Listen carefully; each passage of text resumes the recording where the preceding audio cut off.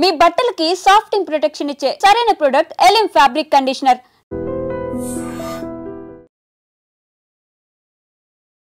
ఘోరం, దారుణం. హర్యానాలో ఓ వ్యక్తి సరిదిద్దుకోలేని తప్పు చేశాడు. సభ్య సమాజం ఆయన్ని తీవ్రంగా ప్రశ్నిస్తోంది. ఇంతకీ అతను చేసినటువంటి పని ఏంటంటే, భార్యతో జరిగిన గొడవ వల్ల మనస్తాపానికి చెంది తన 4 పిల్లలతో కలిసి ఎక్స్ప్రెస్ కు ఎదురెళ్లి తనువు చాలించాడు. ఎంత ఘోరం! అసలు భార్యాభర్తల మధ్య గొడవలు జరిగితే పిల్లలు ఏం చేశారు? పసిపిల్లల ప్రాణాలు తీసే హక్కు మీకెవరిచ్చారు అనేది ఇప్పుడు ప్రతి ఒక్కరికి ఆగ్రహం తెప్పిస్తున్నటువంటి అంశం. ఇక్కడ బీహార్ ఫరీదాబాద్ కు చెందినటువంటి 45 సంవత్సరాల మనోజ్ తన భార్య ప్రియతో జరిగినటువంటి గొడవ వల్ల మనస్తాపం చెందాడు. 4 పిల్లల్ని పార్క్ తీసుకువెళ్తానని నమ్మించి తీసుకెళ్లాడు. ఇష్టమైన స్నాక్స్ కొనిచ్చాడు, కూల్ డ్రింక్స్ పట్టించాడు, స్నాక్స్ తినిపించాడు. ఆ తర్వాత నేరుగా రైల్వే ట్రాక్ పైకి తీసుకువెళ్తూ ఉన్నాడు. ఇంతలోనే ఎక్స్ప్రెస్ వేగంగా దూసుకొస్తోంది. ఆ పిల్లలు ఆ వేగానికి భయపడి తప్పించుకోవాలి అనుకున్నా కూడా ఆయన చేతులు వదలకుండా గట్టిగా పట్టుకుని తనతో పాటు తన పిల్లల్ని కూడా చంపేయాలి అనుకున్నాడు. ఎంత ఘోరం! వినటానికే చాలా భయమేస్తోంది కదా. మరి ప్రత్యక్షంగా ఈ ఘటన చూస్తే అసలు గుండెలు అదిరిపోవటం లేదు.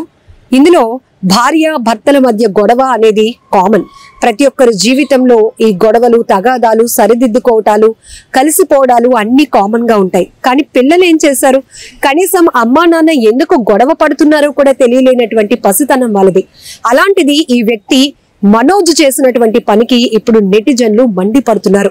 చచ్చిపోతే నువ్వు చనిపోవాలి, కానీ పిల్లలు ఏం చేశారు? పిల్లలు లేని వాళ్ళు చాలా మంది ఉన్నారు. వదిలేస్తే వాళ్ళే ఎంచక్కా బతుకుతారు కదా, ఎవరొకరు పెంచుకుంటారు కదా, లేకపోతే గవర్నమెంట్ ఆధ్వర్యంలో నడుస్తున్న ఆశ్రమాల్లో ఉంటారు కదా. కానీ అలా బలవంతంగా పసిపిల్లలను చంపే హక్కు నీకెవరిచ్చారు అంటూ చనిపోయినటువంటి వ్యక్తిని కూడా ఈ మాటలు అడగాలి అనిపిస్తోంది ప్రతి ఒక్కరికి.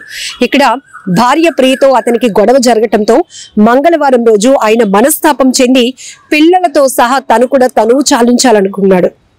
ఇమీడియట్ గా అక్కడ ఉన్నటువంటి హర్యానాలో ఒక రైల్వే స్టేషన్ కి వెళ్లి ఎక్స్ప్రెస్ ఎదురుగా నిలబడి ఆ పిల్లలు, నాన్న ట్రైన్ వచ్చేస్తుంది, నాన్న మనల్ని గుద్దేస్తుందేమో రైలు అని ప్రాధేయపడినా కూడా అతను వినకుండా ఆ కోపంలో అనుకోవచ్చు, లేకపోతే క్షణికావేశంలో తీసుకున్న నిర్ణయము 5 ప్రాణాలు బలైపోయాయి. అందులో 4 పిల్లలు ఉన్నారు అంటే ఈ ఘటన వినటానికే చాలా గుండె బరువెక్కిపోతోంది. చాలా ఘటనలు చూస్తున్నాం. భార్య భర్తల మధ్య గొడవల కారణంగా అప్పుల బాధలు భరించలేక, లేకపోతే పిల్లల్ని వాళ్ళు అనుకున్నట్టుగా చదివించలేని పరిస్థితుల వల్ల, ఇలా కారణాలు ఏమైనా కావచ్చు. పిల్లల ప్రాణాలు తీసి వాళ్ళు కూడా ప్రాణాలు పోగొట్టుకోవాలి అనుకోవడం, ప్రాణాలు తీసుకోవాలి అనుకోవటం చాలా అవివేకం, అనాలోచితమైన నిర్ణయం. చాలా ఘోరమైనటువంటి, కఠినమైనటువంటి నిర్ణయంగానే మనం చెప్పాలి. ఎందుకంటే క్షణికావేశంలో కాకుండా కాస్త మనసు ప్రశాంతత చేసుకుని ఆలోచిస్తే, తరచూ తన భార్యతో జరుగుతున్న గొడవల వల్ల తన భార్యకి పడకపోతే అక్కడి నుంచి ఆ పరిస్థితి నుంచి బయటపడటానికి అనేక మార్గాలు ఉన్నాయి. తన నుంచి విడిపోవచ్చు, పిల్లల్ని పట్టుకుని వేరే చోటుకి వెళ్ళిపోవచ్చు. ఎందుకంటే ఇతనికి కూడా 45 ఇయర్సే కాబట్టి పని చేసుకోగలడు, పిల్లల్ని పోషించుకోగలడు, వేరే చోట కాపురం ఉండగలడు. కానీ ఇవన్నీ మానేసి భార్యతో జరిగిన గొడవల వల్ల మనస్తాపం చెంది క్షణికావేశంలో ఇంత కఠినమైన నిర్ణయం తీసుకున్నాడు అంటే ఏమనాలో కూడా అర్థం కావట్లేదు. ఒక రకంగా ఇది ఒక సైకోయిజం అని నేను అంటాను. ఎందుకంటే పిల్లలు వాళ్ళని చూస్తే ఎంత సున్నితంగా ఉంటారు. వాళ్ళకి ఏదైనా కొనివ్వాలనిపిస్తుంది, ఏదైనా చేయాలనిపిస్తుంది. ఒకవేళ మన దగ్గర కెపాసిటీ లేకపోయినా అప్పు చేసి కూడా పిల్లల్ని బాగా చదివించాలని, బంగారు భవిష్యత్తు వాళ్ళకి ఇవ్వాలని మనం ఎన్నో డ్రీమ్స్ లో ఉంటాం. ఎందుకంటే ఇక పిల్లలు పుట్టిన తర్వాత ప్రతి పేరెంట్స్ కి కూడా వాళ్ళే ఫ్యూచర్ గా మారిపోతూ ఉంటారు. అంత సాక్రిఫైస్ చేస్తాం, అంత త్యాగం చేస్తాం.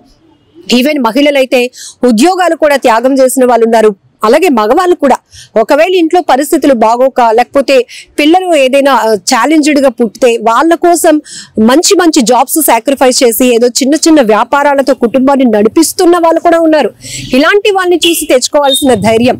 కాకపోతే కొన్ని చోట్ల మాత్రం ఇంక ఏమీ చేయలేనటువంటి చేతగానితనంలో ఇలాంటి నిర్ణయాలు, కఠినమైన నిర్ణయాలు, ఘోరమైన నిర్ణయాలు తీసుకొని పిల్లల్ని చంపేస్తున్నారు. ఇక్కడ నిజంగా చెప్పాలంటే డైరెక్ట్ గా ఆయన మర్డర్ చేసినట్టే. ఎందుకంటే అక్కడ కారణం ఏదైనా కావచ్చు. వాళ్ళు ఎంతో బంగారు భవిష్యత్తున్న 4 పిల్లల్ని కూడా కన్న తండ్రి ఇలా హతమార్చడం అనేది ఎట్లా చూడాలి? అసలు హతమార్చడం అని ఎందుకు వాడుతున్నాము అంటే బలవన్ మరణమే కదా. ఆ పిల్లలకి తెలుసా నాన్న ఇప్పటి వరకు అన్ని మనకు కావాల్సినవి కొనిచ్చాడు, నాన్న పార్కు తీసుకెళ్తానన్నాడు, ముందు మనకి ఇష్టమైనవన్నీ కొనిచ్చాడు, చక్కగా నడుచుకుంటూనో లేకపోతే ఏదో వెహికల్లో వెళ్తూ తింటూ ఎంజాయ్ చేస్తూ పార్క్ లో వెళ్ళి ఆడుకుందాం, ఆ తర్వాత ఇంటికి వెళ్ళిపోదాం అమ్మ దగ్గరికి అని అనుకుంటారు పిల్లలు.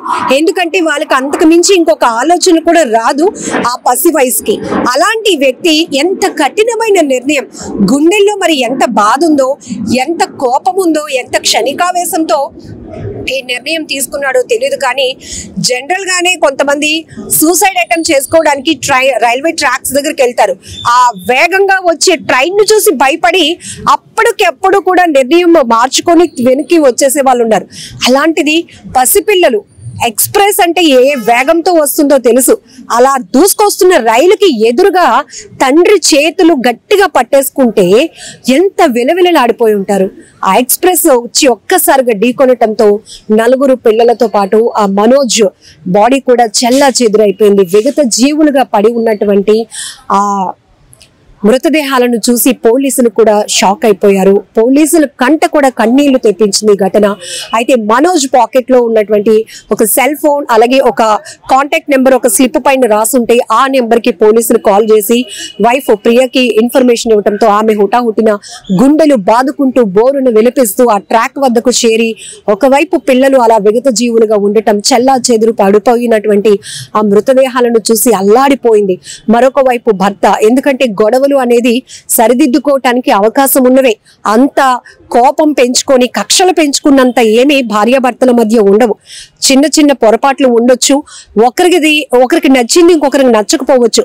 ఇలా ఏదో కొన్ని విషయాల్లో విభేదాల వల్ల తగాదాలు జరగచ్చు, ఫైనాన్షియల్ మ్యాటర్స్ కావచ్చు, రిలేషన్స్ వల్ల కావచ్చు. కానీ ఇవేవి క్షమించరాని తప్పులైతే కాదు. ఒకవేళ మనకు అంతగా నచ్చకపోతే దాని నుంచి మనం స్కిప్ అవ్వడానికి అనేకమైన మార్గాలు ఉన్నాయి. పోలీసు వ్యవస్థ ఉంది, న్యాయ వ్యవస్థలు ఉన్నాయి. ఏదో రకంగా విడిపోవచ్చు, పిల్లలకు మంచి ఫ్యూచర్ ఇవ్వచ్చు, ఒక మంచి నాన్నగా పేరు తెచ్చుకోవచ్చు ఆ మనోజ్. కానీ ఇంత కఠినమైన నిర్ణయం తీసుకొని ఆ పిల్లల్ని ఎదురుగా తీసుకెళ్లి ట్రైన్ గుద్ది చనిపోవటం అనేది అసలు చెప్పడానికి కూడా గుండెలు పిండేస్తోంది కదా. ఇదే కాదండి, చాలా ఘటనలు చూస్తున్నాం. మన తెలుగు రాష్ట్రాలు కూడా ఇక కొన్ని చోట్ల రాజస్థాన్ లో, జైపూర్ లో ఈ అప్పులు చేసి అప్పుల బాధ తాళలేక కుటుంబం మొత్తం కూడా విషం తాగి ఆత్మహత్యలకు పాల్పడాలి అనుకోవటం, లేకపోతే పిల్లల్ని కాలువల్లోనికి తోసేస్తున్నారు, వాళ్ళు ఆత్మహత్యలు చేసుకుంటున్నారు, లేకపోతే విషం ఇచ్చి చంపేస్తున్నారు, లేకపోతే నచ్చిన కూల్ డ్రింక్ కొనిచ్చినట్టు పిల్లలకి నమ్మించి అందులో విషం కలిపేసి వాళ్ళ ప్రాణాలు తీస్తున్నారు. ఎంత బాధేస్తోంది, చాలా బాధాకరం. హర్యానాలో జరిగిన ఈ ఘటన మాత్రం చాలా అతి ఘోరమైన విషయం అని చెప్పొచ్చు.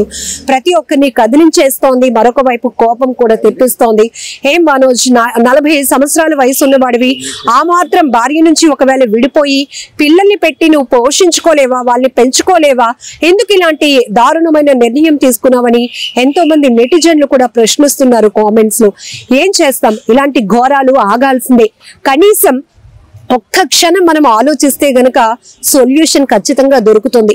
ఒకవేళ అంత ఊబిలో కూరుకుపోయి పేకల్లోతు సమస్యలు ఏమైనా ఉన్నాయి అంటే మొదటి నుంచి చిన్న సమస్యగా ఉన్నప్పటి నుంచి దానికి ఒక పరిష్కారం మనం వెతుక్కుంటే, సొల్యూషన్ వైపు ఆలోచన చేస్తే ఇలా ప్రాణాలు తీసుకోవాల్సిన పరిస్థితులు రావు, పసిపిల్లల ప్రాణాలు తీయాల్సినటువంటి దుస్థితి కూడా రాదు. సో ఇలాంటి ఘటనలు అయితే అస్సలు ఇంక ఎప్పుడు కూడా భవిష్యత్తులో రిపీట్ కాకుండా ఉండాలని మనస్ఫూర్తిగా కోరుకుందాం. ఒకవేళ ఇలాంటి ఆలోచనలు ఇప్పటికే ఎవరైనా ఉండుంటే దయచేసి విరమించుకోండి. చచ్చిపోయి సాధించేది మాత్రం ఏమీ ఉండదు.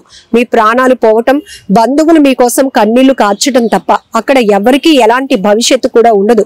ఎంతో మంది భవిష్యత్తులు ఇలా నాశనం అయిపోతున్నాయి, ప్రాణాలు గాల్లో కలిసిపోవడం తప్ప. వినేవాళ్ళు గుండెలు మాత్రం కదిలించేస్తోంది ఈ ఘటన. ఏదైనా మాత్రం మనోజ్ తీసుకున్నటువంటి నిర్ణయం ఘోరాతి ఘోరమైనదనే చెప్పాలి. మరి ఈ ఘటనపై మీరేమంటారో కూడా కామెంట్ లో పెట్టండి. నిజంగా ప్రస్తుతం ఉన్నటువంటి సమాజం దేనికి ప్రయారిటీ ఇస్తుంది? ఆర్థిక సంబంధాల చుట్టూ మాత్రమే తిరుగుతుంది. మళ్ళీ ఎన్నికలంగానే చాలా విరక్తి కలుగుతుంది. మంచి అనిపిస్తుంది కదా, లేడీస్ కూడా ఛాలెంజింగ్ జాబ్స్ చేసినప్పుడు చాలా బాగుంటది. ట్రాఫిక్ అసిస్టెంట్స్ గా నియమించిన ట్రాన్స్జెండర్స్ అందరితో సాల్యూట్ చేయించుకుంటున్నారు. ఫుడ్ డెలివరీ ఇవ్వటానికి వెళ్ళినటువంటి డెలివరీ బాయ్ అనిల్ పై కళ్ళ ముందు